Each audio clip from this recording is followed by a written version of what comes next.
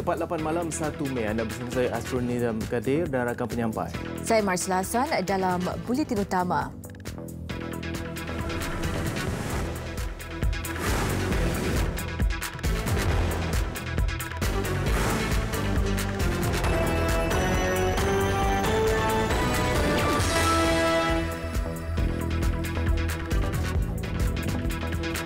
Dasar kerajaan kini utamakan rakyat Malaysia untuk dapatkan pekerjaan.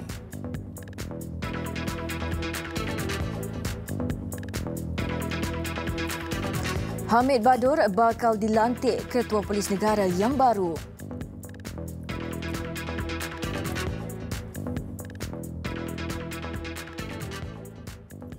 Assalamualaikum dan salam sejahtera. Setiap pekerja perlu melaksanakan tugas dan tanggungjawab dengan prinsip amanah serta integriti bagi memacu kemakmuran negara dengan kepelbagaian budaya, bangsa dan agama.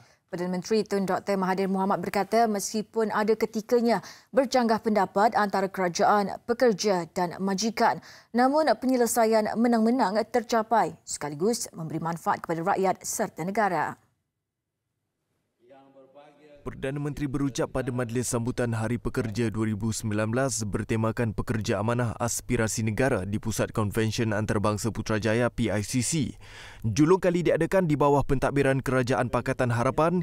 Ia disertai lebih 5,000 peserta, terdiri daripada wakil agensi awam, badan berkanun, organisasi swasta dan pertubuhan dalam negara. Dasar kerjaan hari ini adalah memberi keutamaan kepada pekerja warga negara Malaysia untuk mendapat peluang pekerjaan. Kerajaan sedar mengenai kadar pengangguran di kalangan belia dan golongan muda serta memahami akan kepentingan untuk memperkasakan tenaga kerja dan bakat talent tempatan. Ianya juga harus melibatkan semua golongan masyarakat, termasuklah mempertingkatkan penyertaan wanita dalam tenaga kerja.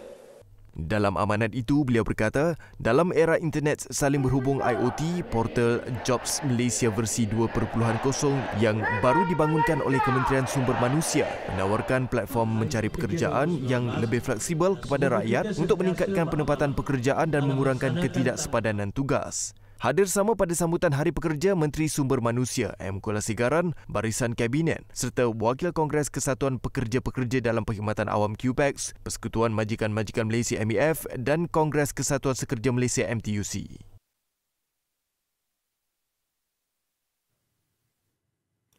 Di pentas sama, Tun Dr. Mahathir turut menyentuh isu kebanjiran pekerja asing. Jelasnya perkara itu berlaku kerana sikap rakyat sendiri yang enggan melakukan kerja tertentu.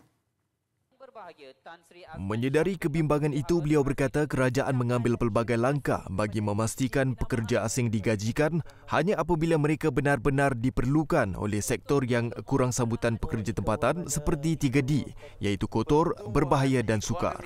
Tetapi perlu juga saya nyatakan bahawa kehadiran pekerja asing di dalam negara kita berpunca dari sikap kita yang tidak mahu membuat kerja tertentu walaupun kita sebenarnya mampu melakukannya sendiri. Maka peluang itu direbut oleh pekerja asing. Akhirnya mereka akan menjadi kaya dan kita pula kekal atau menjadi miskin. Sementara itu, ketika ditemui media, Tun Dr. Mahathir berkata pengambilan ramai pekerja asing juga akan menyebabkan pengaliran keluar wang keluar negara. Untuk rekod, Jabatan Perangkaan menganggarkan jumlah warga asing yang tinggal secara sah di negara ini adalah sekitar 3.3 juta. Namun, jumlah sebenar warga asing ketika ini sukar untuk ditentukan berikutan tiada statistik jelas.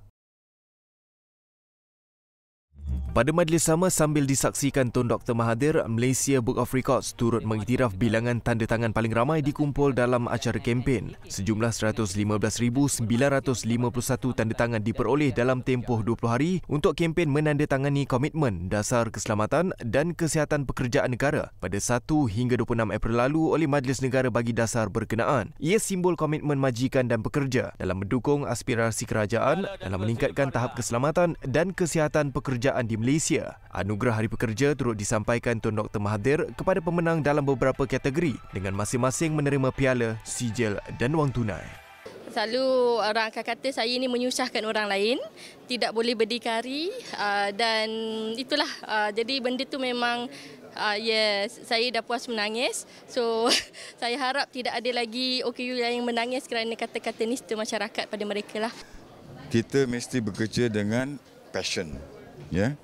And kita mesti achieve our objective with minimum resources. Itu paling mustahak. Pemangku Timbalan Ketua Polis Negara Datuk Seri Abdul Hamid Badur dilantik sebagai Ketua Polis Negara yang baru. Beliau akan menggantikan Tan Sri Muhammad Fuzi Harun yang bersara wajib jabatan ini sejak memegang jawatan itu pada September 2017. Perkara itu disahkan oleh Perdana Menteri Tun Dr. Mahathir Mohamad. Ya, saya fikir dia lah jadi IGP. So surat pelantikan sudah dihantar kepada dia? Saya fikir Agung dah sign. Datuk Seri Abdul Hamid menjadi perhatian pada 2015 apabila membuat pendedahan mengenai pihak tertentu yang menyembunyikan saksi utama dalam siasatan kes One Malaysia Development Berhad 1MDB. Selain mendesak siasatan terus ketika memegang jawatan Timbalan Pengarah Cawangan Khas Bukit Aman. Dalam Polis Diraja Malaysia pernah dianugerahkan Bintang Bayangkara Naraya, bintang kepahlawanan tertinggi daripada Kerajaan Indonesia selepas membantu negara jiran itu melumpuhkan kegiatan keganasan Jemaah Islamiyah dan elemen kumpulan Daesh.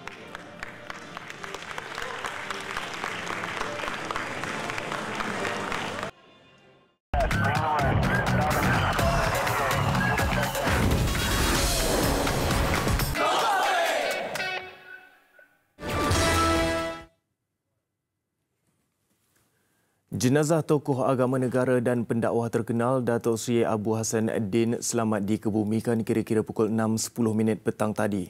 Sebelum itu jenazah disembahyangkan di Masjid Saidina Hamzah, Kampung Batu Muda di Ibu Negara sejurus solat asar. Solat jenazah diimamkan oleh anaknya Muhammad Yusri. Jenazah Allahyarham Datuk Seri Abu Hassan dibawa ke tanah perkuburan Raudatul Sakinah, Taman Selasih kira-kira jam 5.15 petang. Berangkat mencemarduli ke tanah perkuburan itu, Raja Perlis Tuanku Said Sirajuddin Ibni Almarhum Tuanku Said Putra Jamalul Lail dan Raja Perempuan Perlis Tuanku Tengku Fauziah Almarhum Tengku Abdul Rashid. Hampir 1,000 orang hadir termasuk ahli keluarga terdekat. Bacaan talqin disempurnakan oleh menantunya Hamdan Abdul Aziz. Menurut Muhammad Yusri, Allahyarham terjatuh semasa ingin memakai seluar untuk menunaikan solat subuh pagi tadi lalu tidak sedarkan diri.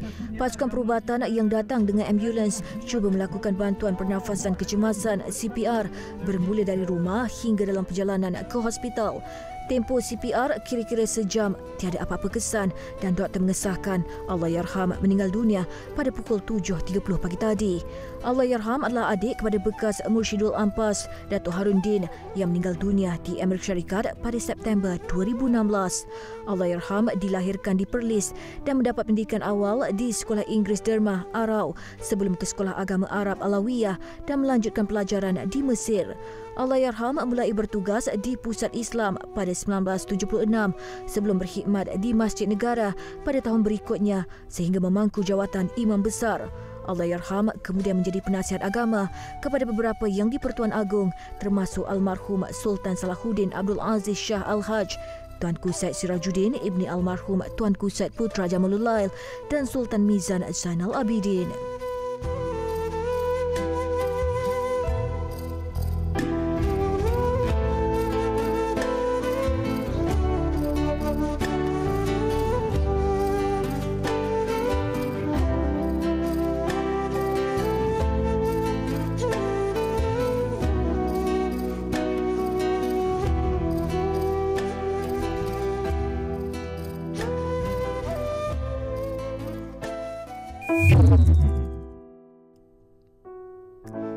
Dalam pada itu, pemergian Allahyarham disifatkan sebagai kehilangan besar dalam pembangunan Islam negara. Kesedihan turut dirasai bukan sahaja rakan pendakwah, malah jemaah menteri dan warga maya.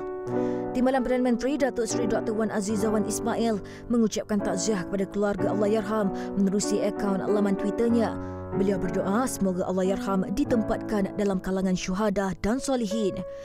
Menteri Hal Ehwal Ekonomi Datuk Seri Muhammad Azmin Ali dalam catatan di Twitter berkata beliau sayu menerima perkabaran itu dan mendoakan Allahyarham dikurniakan husnul khatimah dan ditempatkan di syurga yang penuh dengan nikmat Allah. Menteri Pertahanan turut menzahirkan kesedihan menerusi akaun Twitter rasminya. Beliau menyifatkan Allahyarham sebagai permata ummah serta mengucapkan salam takziah kepada seluruh ahli keluarga. Sementara itu, Menteri Pendidikan Dr. Masli Malik pula berkata, negara kehilangan ilmuwan Islam yang disegani. Bagi Menteri di Jabatan Perdana Menteri, Datuk Seri Dr. Mujahid Yusof, Allahyarham banyak menyumbang jasa dalam menyebarkan dakwah Islam dan mendidik masyarakat. Ternyata berita yang diterima pagi tadi amat menyedihkan. Mufti Wilayah Persekutuan Datuk Seri Dr. Zulkifli Muhammad Al-Bakri menerusi catatan dalam Facebook mengimbau celoteh Allahyarham dalam forum perdana Hal Ehwal Islam satu ketika dahulu kerana dalam gelak tawa ada nasihat dan kata hikmah yang menyegarkan minda dan hati.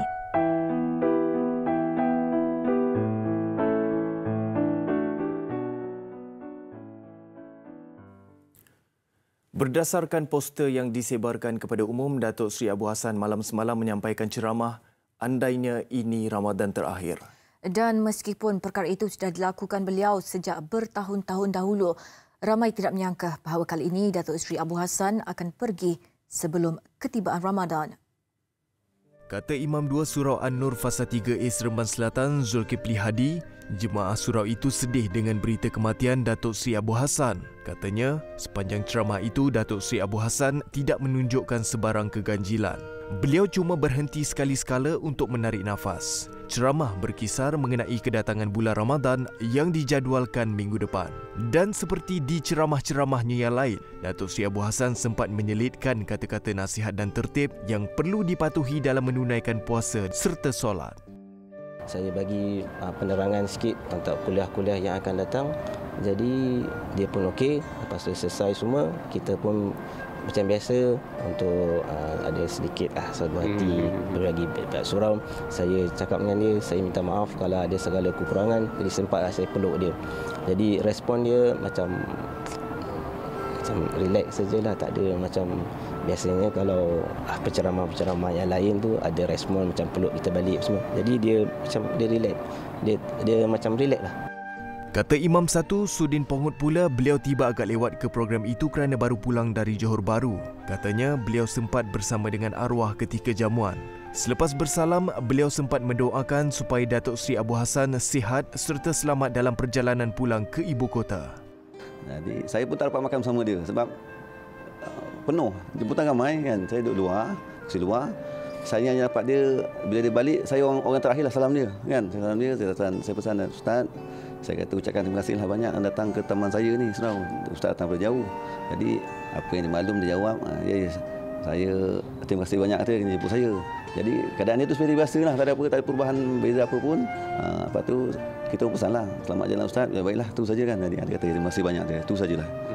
Menurut Sudin, pihak Jawatan Kuasa Surau turut mengadakan majlis tahlil pada malam ini untuk Allahyarham Datuk Seri Hassanuddin.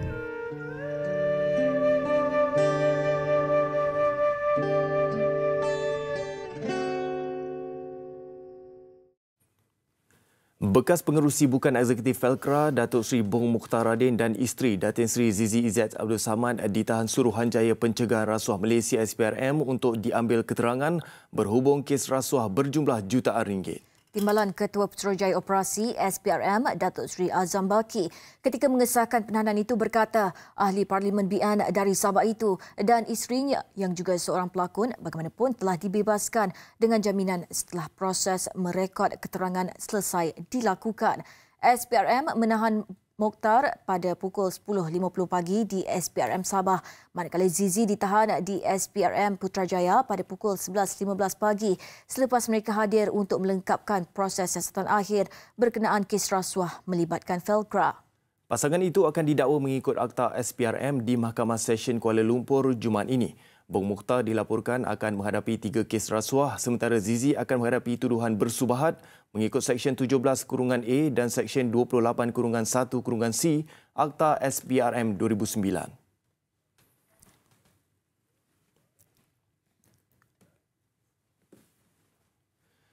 Kerajaan Selangor mengarahkan operasi kilang bateri Liok AccuPower Malaysia Sendirian Berhad dihentikan serta-merta selepas didakwa menjadi punca pencemaran asid dan plumbum di Kampung Jenjarum seperti yang disiarkan Aduan Rakyat semalam. Arahan berpindah juga akan dikeluarkan sekiranya terbukti kilang itu menjadi penyebab pencemaran.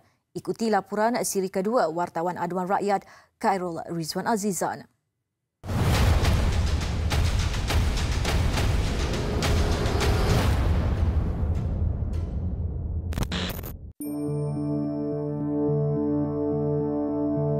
Semalam kami memaparkan kilang yang beroperasi sejak 5 tahun ini melanggar syarat lesen ditetapkan dengan melepaskan bahan kimia dipercayai logam plumbum. Akibatnya, penduduk diancam risiko kerosakan jantung, otak dan sistem saraf yang boleh mengundang maut.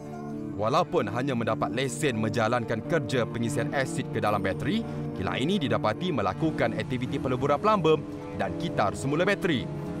Bagi mendapatkan pengesahan itu, kami mendapatkan maklum balas Pengerusi Jawatan Kuasa Tetap Alam Sekitar, Teknologi Hijau, Sains Teknologi Inovasi dan Hal Ehwal Pengguna HILOISIN. Katanya, hasil ujian awal mendapati berlakunya rekahan di tangki bawah tanah kilang berkenaan yang mengakibatkan asid mengalir keluar dan meresap ke dalam tanah. So selepas tu kita turun padang dan Jabatan Alam Sekitar Selangor telah pun menepasti ada rekahan dalam tangki bawah tanah tu. So sebab itulah asid telah mengalir keluar meresap ke tanah. Dan kebetulan juga tanah sekeliling tu merupakan tanah gambut. Kita telah pun mengesaki air asid telah meresap ke tanah dan mencemarkan air di bawah tanah. Sebab itulah sungai di sekeliling tu mereka katakan telah tercemar, ada kandungan asid yang tinggi. So itu kita tengah buat kajian. Mengulas ujian sampel rambut bagi menentukan kandungan plumbum dalam badan yang dilakukan Persatuan Tindakan Alam Sekitar Kuala Langat terhadap 12 responden di kawasan itu. Beliau berkata ujian itu tidak cukup tepat. Sehubungan itu pihaknya akan memanggil responden terbabit bagi melakukan ujian darah. Kalau nak pastikan kandungan plumbum yang tinggi di dalam badan, so perlu buat sampel darah. So pihak saya telah pun mengarahkan Jabatan Kesihatan Malaysia Selangor turun untuk mendapatkan sampel darah daripada penduduk sekitar. Di mana kita akan bagi keutamaan kepada mereka yang telah pun dalam laporan itu. Sebab mereka kata ada ambil sampel rambut daripada penduduk yang buat kajian. So kita nak cari balik nama-nama yang dipegangkan rambut itu dan kita buat kajian darah. So selepas itu kita akan ambil sampel random, sampel darah dari penduduk sekitar kawasan itu, 100 meter, 200 meter, 300 meter sampling. So kita nak pastikan sama adakah report itu sahih atau tidak. Katanya, Lembaga Urus Air Selangor luas, Jabatan Alam Sekitar JAS, Jabatan Pengairan dan Saliran dan Jabatan Kesihatan serta Jabatan Keselamatan dan Kesihatan Pekerjaan DOSH sudah mengambil sampel air dan tanah bagi menguji tahap pencemaran akibat plumbum. Keputusan dijangka hanya akan diketahui dalam tempoh 2 minggu lagi. Kilang berkenaan turut dikenakan 6 kompaun berjumlah RM12,000. Yang pasti kesan pencemaran plumbum kepada manusia tidak harus dipandang ringan. Kerja 24 jam. Lepas tu ada pada masa yang sama ada pula yang tinggal dalam asrama. Maknanya kalau yang tinggal di asrama bukan dia saja bernyawa masa kerja yang paling tinggi. Yang kedua, masa tidur pun dia tidur juga. Saya sangat takut segitu kerana dia terlampau dekat duduk dalam kilang. Timeline ni bergantung. Tetapi orang kata beginilah. Penyakit dengan plumbum ni dia bukannya instantaneous. Dia lebih kepada kroniknya stage, maknanya mengambil masa. Jadi saya takutnya macam pekerja-pekerja daripada luar negara, orang Bangladesh ke, Sri Lanka ke, daripada Myanmar ke, 600 pekerja ni. Jadi saya takutnya nanti Dah bekerja 5-6 tahun, dia balik takut simptom-simptom yang menyebabkan impak pada otak atau impak kepada dia punya buah pinggang tu terjadi hanya apabila dia balik ke negara dia. Itu kita sangat takuti. Teruskan operasi, berpindah atau tutup. Biar apa sahaja keputusan yang diputuskan, yang perlu menjadi keutamaan adalah nasib penduduk di kawasan ini. Wajarkah dengan hanya satu kepentingan pihak semata-mata nasib penduduk di sini diperjudikan yang berdepan dengan pelbagai risiko hingga mampu mengancam nyawa mereka? Emailkan aduan anda beserta nombor telefon untuk dihubungi ke aduanrakyat3.kosong@tv3.com.my. Laporan Khairul Rizwan Azizan, Aduan Rakyat TV3, kami prihatin.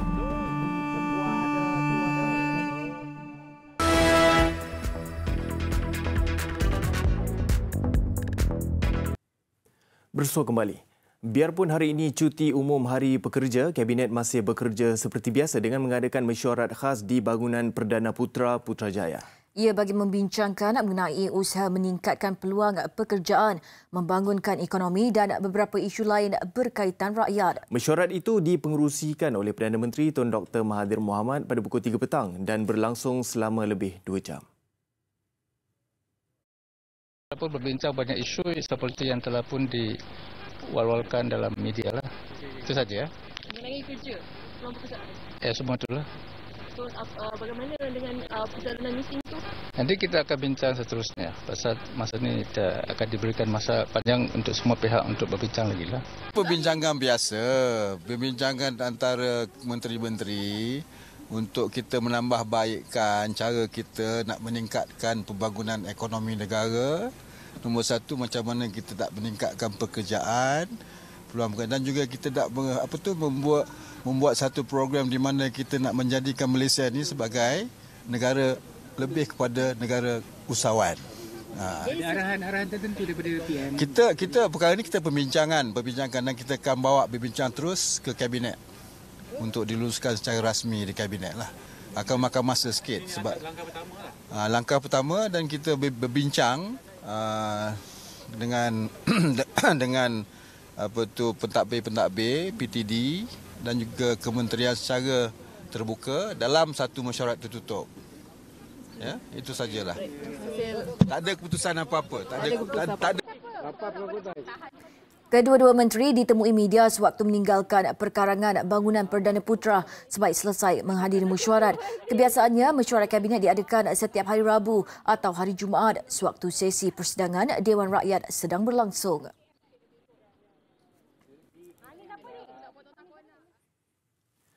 Kestabilan dan keamanan dunia hanya sekadar angan-angan sekiranya komuniti antarabangsa tidak komited dalam merungkai isu penjajahan tanah Palestin. Perdana Menteri Tun Dr. Mahathir Mohamad ketika menegaskan perkara berkenaan berkata, wilayah bergolak di Asia Barat itu telah dilanda pelbagai masalah serta rangkaian kejahatan yang menjadikan rakyat Palestin sebagai mangsa. Apartheid, genocide, crimes against humanity, crimes of aggression, and all the evil that mankind can inflict on others are compiled in Palestine, courtesy of the barbaric, arrogant, terrorist nation called Israel. Until and unless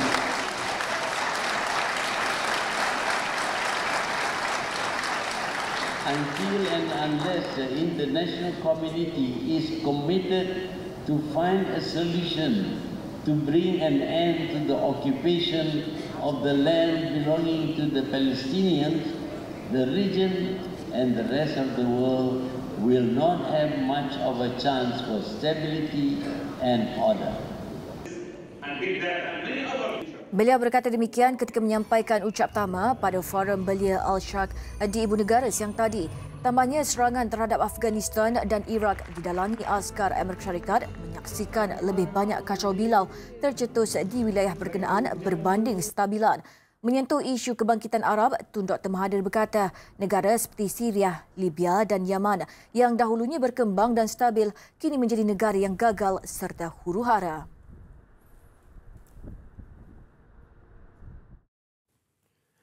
Kementerian Perumahan dan Kerajaan Tempatan KPKT berhasrat untuk mewujudkan suruhanjaya penjawatan bomba bagi memudahkan segala urusan melibatkan badan beruniform itu.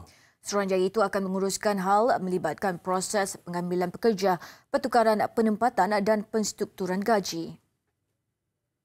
Menteri Perumahan dan Kerajaan Tempatan Zuraidah Kamarudin dalam satu sidang media khas berkata isu allowance kritikal kepada anggota bomba telah dibawa ke Kabinet. Namun ia masih memerlukan kajian menyeluruh. Namun beliau mengakui anggota bomba sememangnya melakukan pelbagai tugas berisiko tinggi. I'm also looking into this, looking into my bomba, where it's time that we have to review the perjawatan for bomba, to relook at their salary packages, and if possible can make them into their own suruhanjaya.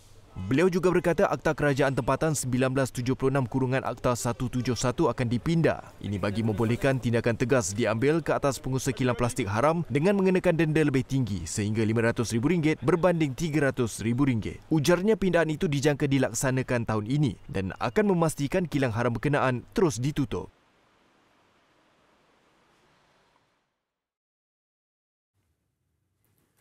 Dua warga asing maut dipercayai akibat keracunan metanol di Kinta Perak.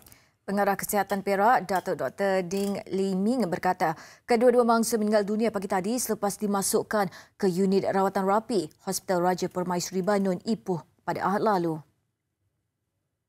Beliau berkata antara gejala yang dialami oleh mereka ialah kabur penglihatan, loya, muntah, sakit perut dan kurang sedar. Ujarnya kedua-dua kes didapati mempunyai sejarah minum minuman beralkohol sebelum mengalami gejala. Kedua-dua kes itu dilaporkan berada dalam keadaan kritikal semasa dimasukkan ke hospital sebelum meninggal dunia siang tadi. Menurut Dr. Lee Ming, sampel klinikal kedua-dua kes dihantar ke makmal untuk pengesanan metanol, namun keputusannya masih belum diterima. Siasatan lanjut masih dijalankan bagi mengenal pasti punca kejadian. Sebelum ini, sekurang-kurangnya 98 kes membabitkan 45 kematian disyaki keracunan metanol dilaporkan antara September dan Oktober tahun lalu. Kebanyakan mangsa adalah pekerja warga asing di beberapa negeri. Susulan itu, pemeriksaan hampir 2,000 premis perniagaan dan serbuan dilakukan bagi menangani penjualan minuman keras tiruan.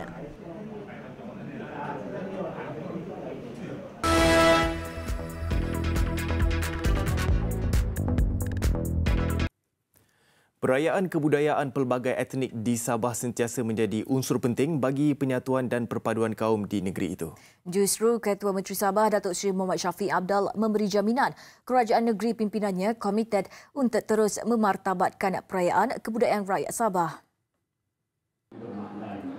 Menurut Datuk Seri Muhammad Shafie, pelbagai perayaan berunsur kebudayaan seperti Pesta Keamatan yang diwarisi sejak turun-temurun perlu terus dipelihara dan disuburkan kerana ia menyatukan rakyat pelbagai suku kaum dan kepercayaan di Sabah. Ujarnya kepelbagaian agama, suku kaum dan budaya juga menjadi teras kepada kekuatan Malaysia sebagai negara maju dan rakyat hidup bersatu padu dalam keadaan aman dan harmoni. Semangnya ini menjadi usaha kerajaan negeri untuk memastikan supaya perayaan seumpama ini menjadi ikatan seperti tema yang kita letakkan, iaitu peringkatnya di peringkat negeri Sabah, temanya Keamatan Wadah Perpaduan Budaya Bangsa kita. Beliau berucap pada Majlis Pelancaran Pesta Keamatan Peringkat Negeri Sabah 2019 yang dirasmikan oleh Yang di-Pertua Negeri Sabah Tun Johar Mahiruddin. Majlis berlangsung di Pitas yang menjadi tuan rumah bagi pelancaran pesta itu yang disambut masyarakat Kadazan setelah selesai musim menuai padi. Sepanjang bulan ini, Pesta Keamatan diisi dengan pelbagai acara tradisi dan kebudayaan termasuk pertandingan Ratu Cantik atau Unduk Ngadau. 2018. Hadirin sekalian, terimalah. Daripada alat solek, pewangi sehingga kepada pakaian, kaum wanita biasanya berhias cantik untuk kelihatan terbaik sepanjang masa tanpa menyedari setiap daripada mereka sebenarnya memiliki keunikan, nilai kekal dan kecantikan semula jadi yang tersendiri. Justru untuk memberi inspirasi kepada kaum wanita agar dapat menerima, merangkul dan meraihkan diri semula jadi mereka, Jenama Isi Rumah Dauni bekerjasama dengan pelakon popular Syah Al Yahya dalam dalam kempen Raikan Diri Anda Seadanya melalui kit keyakinan terbarunya Downy Natural Aqua Ocean dan Downy Natural Secret Garden yang mempunyai aroma segar dan tahan lama. Downy mahu melengkapkan haruman semula jadi seseorang wanita supaya mereka sentiasa boleh berasa segar dan yakin sepanjang hari.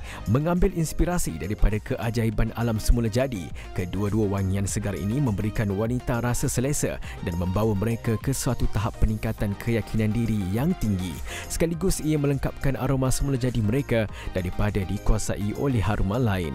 Rangkaian produk haruman terbaru Downy ini adalah bukti komitmen jenama berkenaan dalam menyediakan produk dan perkhidmatan yang berkualiti terunggul serta menambah baik kehidupan para pengguna. Downy Natural Secret Garden dan Downy Natural Aqua Ocean kini boleh didapati di pasar raya tempatan. Revolusi warna gincu matte yang ringan, lembut tanpa mengeringkan bibir ditampilkan L'Oreal Paris melalui koleksi Rouge Signature yang lebih menarik dan inovatif. Gabungan eksklusif bahan matte tulen menghasilkan kombinasi sempurna dengan pemakaian rona yang kekal lagi selesa dan minimalis. Kemasan yang versatile ini hadir dengan 10 rona senang dipadan. Olesan gincu ini bukan sahaja melengkapkan solekan, malah merealisasikan impian wanita moden untuk tampil anggun dengan trend solekan terkini. Amazing. Diorang ada 10 warna yang berbeza and it's matte but it's very light. It's memang tahan lama sangat. Hari ini kita melancarkan lipstick yang terbaru daripada L'Oreal Paris iaitu Rouge Signature. So Rouge Signature adalah liquid lipstick yang matte tapi sangat ringan. So tekstur dia ringan, bila dipakai di bibir tak rasa apa-apa pun.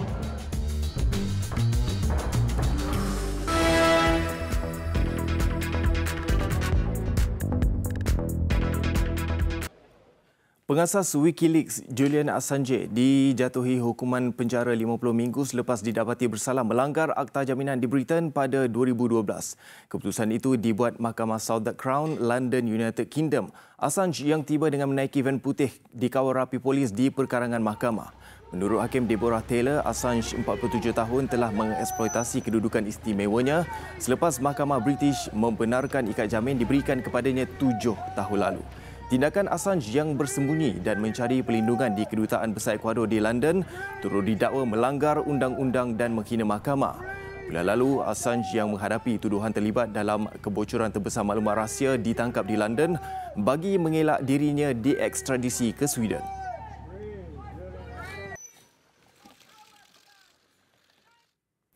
Hari Pekerja Antarabangsa yang disambut hari ini dipenuhi dengan protes yang diadakan ribuan pekerja di kebanyakan negara. Kebanyakan mereka mahu kebajikan mereka dijaga dan hak mereka sebagai pekerja terbela. Di Korea Selatan, ribuan pekerja dari Gabungan Kesatuan Sekerja Korea berkumpul di dataran Seoul. Mereka menyeru agar sistem pekerja sementara dimansuhkan, upah minimum harian dinaikkan dan beberapa konvensyen buruh diperhalusi. Di Kemboja, ratusan pekerja berhimpun di Bandaraya Phnom Penh meminta kenaikan gaji dipertimbangkan dan suasana pekerjaan yang lebih baik. Sementara itu, di Montparnasse, Perancis, penunjuk perasaan ves kuning turut berkumpul membantah potongan cukai oleh Presiden Emmanuel Macron. Turut melakukan protes penunjuk perasaan di daerah Besiktas, Istanbul. Bagaimanapun, dalam tunjuk perasaan itu, 20 orang ditahan.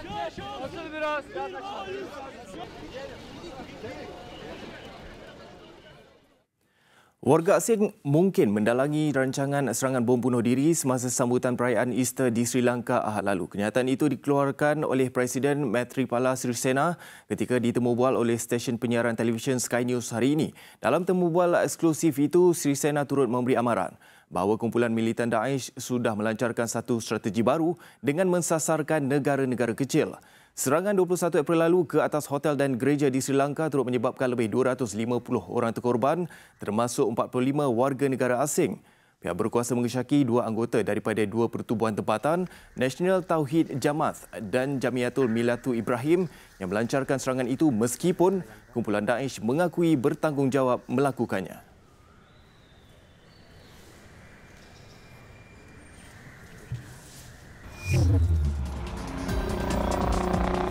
Sekurang-kurangnya 2 orang maut manakala 4 yang lain parah dalam insiden tembakan di kampus Universiti North Carolina, Amerika Syarikat. Seorang suspek yang dipercayai pelajar universiti itu berjaya diberkas polis.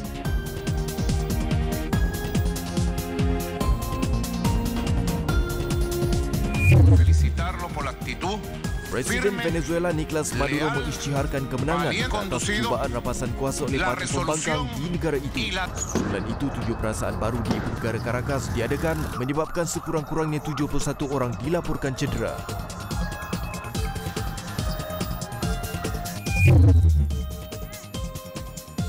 Polis forensik Cyprus bekerjasama dengan pakar penyiasat Britain memeriksa Red Lake di Pekan Mitsero dalam usaha mencari mayat mangsa bunuh oleh seorang pembunuh bersiri. Ini selepas suspek seorang anggota tentera warga Greece mengaku membunuh 7 wanita dan kanak-kanak berusia 6 tahun.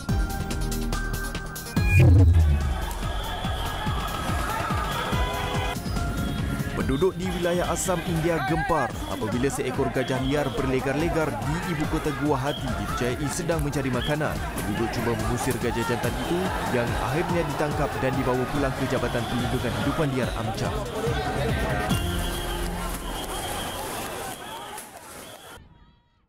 Tiga perlawanan suku akhir pertama Piala FA berlangsung semalam menyaksikan Kedah satu-satunya pasukan yang mungkin boleh menarik nafas lega selepas mencatat kemenangan selesa 3-1 ke atas PKNS FC di arena lawan. Dua lagi perlawanan Kuala Lumpur menentang Felda United berkesudahan seri 3 sama, sementara PKNP FC menentang Perak pula berakhir seri tanpa caringan.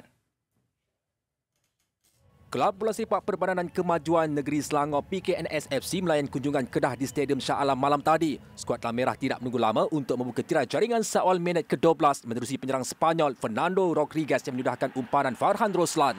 Juara Piala FA 2017 itu terus menggandakan jaringan hasil ledakan penyerang dari Argentina Jonathan Bowman yang mudah menyempurnakan sepakan penalti pada minit ke-25 selepas dia dijatuhkan.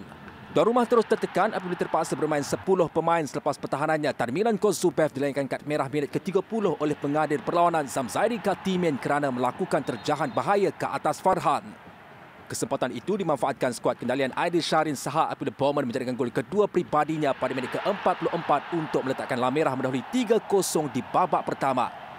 Bersambung babak kedua, PKNS mempamerkan aksi lebih bertenaga apabila sering melakukan asakan ke kubu Kedah. Dan usaha itu berjaya membuahkan hasil apabila Gabriel Guerra merapatkan jurang jaringan pada minit ke-64. Tamat permainan 1-3 memihak Kedah, PKNS tetap optimis mampu mencipta kebangkitan di tempat lawan sementara Kedah menaruh sokongan padu tuan rumah menaikkan semangat pasukan jelang aksi timbal padik di Stadium Darul Aman 10 Mei ini. I mean, of course, we can improve, and that's football. Yeah, not easy after 3-0 lead to keep the momentum very high. Like I say again, PKNS, you have to give credit to PKNS who work very hard. They want also to come out and play and to score. But we will definitely improve with what we are lacking. So, the frustration because saya masih lagi yakin dengan pemain kita bahawa kita boleh bangkit balik walaupun ketinggalan 2. Kerana itulah kepercayaan yang saya ada atas pemain saya. Dan kita boleh lihat pada babak yang kedua, kita mendominasikan permainan.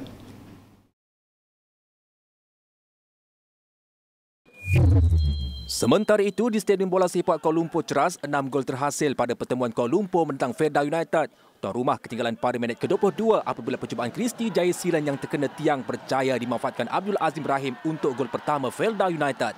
Tersentak, skuad The City Boys kembali memperkemas jentera serangan dan hasilnya pemain berpengalaman Indra Putra Mahyudin cemerlang menyamakan kedudukan 1-1 minit ke-40. Kekal 1-1 tamat separuh masa, baki 45 minit lebih rancak apabila kedua pasukan saling berbalas jaringan. Bermula dari gerakan di sebelah kanan padang, Indra yang bijak menghidup peluang dalam kawasan bahaya Felda United percaya menanduk masuk bola untuk gol kedua Kuala Lumpur pada minit ke-53. Namun penyerang Abdul Azim sekali lagi tampil selaku penjarin apabila menyamakan kedudukan 2-2 pada minit ke-60. Sedar Felda United masih lagi goyah ketika bertahan, pemain tengah Paulo Josue berjaya meledak gol ketiga Kuala Lumpur pada minit ke-71. Tetapi pemain import Felda United, Josine Shad hanya memerlukan 3 minit kemudian untuk mengimbangi semula permainan. Tiada lagi gol menyusul selepas itu menyaksikan pertemuan Kuala Lumpur menentang Felda United berakhir seri 3-3. Dan kedua pasukan akan bertemu semula pada aksi suku akhir kedua Piala FA di Stadium Tun Abdul Razak Jengke 11 Mei nanti. Not so ideal for me. I'm expecting a draw but not concede too many goals. It's a cup match. Cup match is different from the league. Bagus untuk kita skor sini 3. Actually, itu bagus. Tapi dengan melepaskan 3 gol pun kita rasa tak begitu happy. Sebab kita tak datang ke sini untuk dengan tegas sama actually. But untuk skor di away dalam FA Cup, which is good results, positif. Tapi saya rasa kita kena improve in terms of cara kita nak bertahan.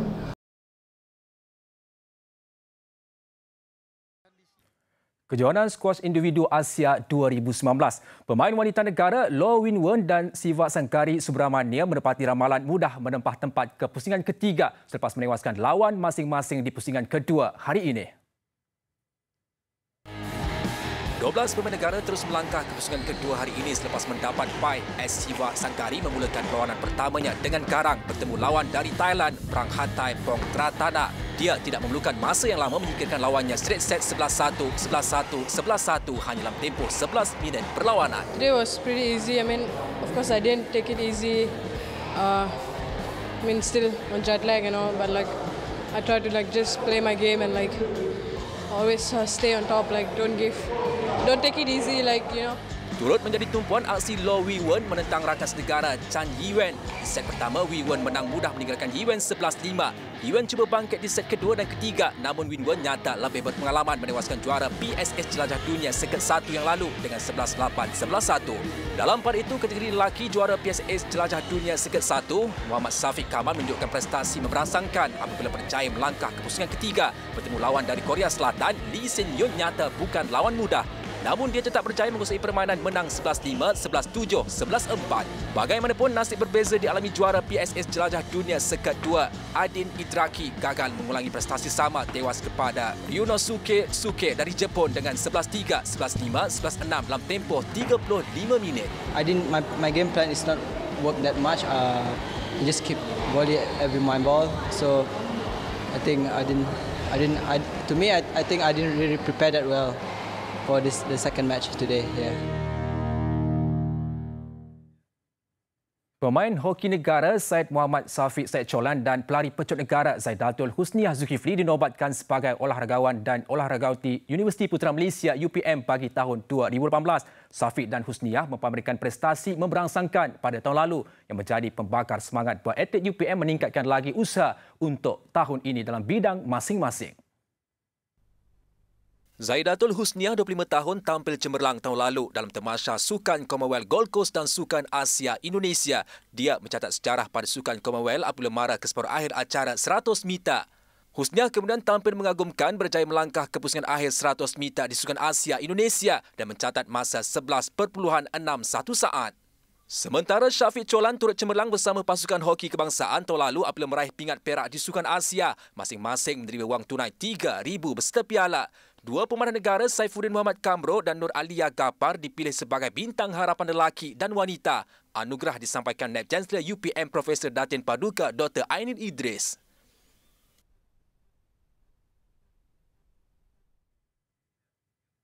Sekian segmen sukan untuk malam ini. Saya Nazri Atari. Aktifkan diri anda dengan sukan. Assalamualaikum dan salam hormat. Kembali dalam buletin utama. Acara larian berkerusi roda Wheel With Me 20 Julai depan di Stadium Mini Universiti Sains Malaysia, Kubang Krian, Kelantan memberi peluang kepada golongan sasar mengamalkan gaya hidup sihat. Selain merasai pengalaman dan kepayahan OKU bergerak jauh menggunakan kerusi roda, acara berkenaan bakal disertai selebriti tempatan Maya Karin.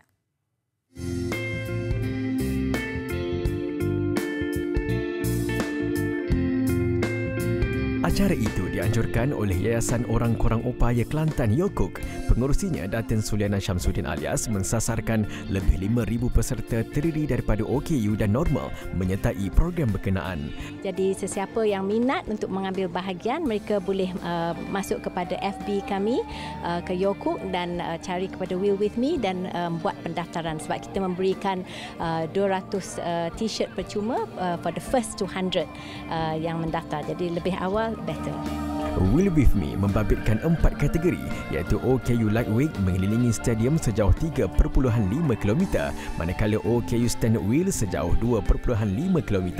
Dua lagi kategori iaitu Orang Kurang Upaya dan Keluarga membawa kerusi roda sejauh 0.5 km. Untuk tahun ni Yokok merayakan anniversary ke-20 dan Yokok mengadakan satu event yang lebih besar daripada biasa. Memang setiap tahun Yokok akan menganjurkan carnival untuk meraihkan dan memberikan satu pengalaman yang fun untuk orang kurang upaya dan family mereka, anak-anak mereka, to give them a family day. Pelbagai acara lain akan diadakan, antaranya telematch, persembahan serta jualan gerai. Di Kelantan jarang ada program yang berbentuk sukan untuk OKU selain daripada sukan yang berprestasi tinggi. Jadi bila kami menyuarakan kepada Datin untuk mengadakan marathon wheelchair, so Datin menerima baik. So of course lah saya rasa macam gembira bercampur dengan orang kata ialah dihargai. Hai warga Malaysia, sama ada OKU atau tidak OKU, sertailah kami di Yokok Will With Me pada 20 Julai di Kota Baru.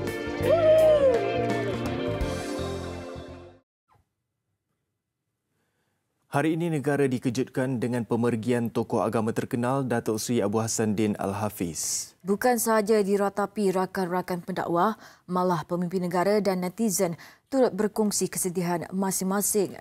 Marilah kita sama-sama mendoakan semoga Allahyarham dikurniakan husnul khatimah dan ditempatkan di kalangan orang yang beriman. Amin ya rabbal alamin. Al-Fatihah.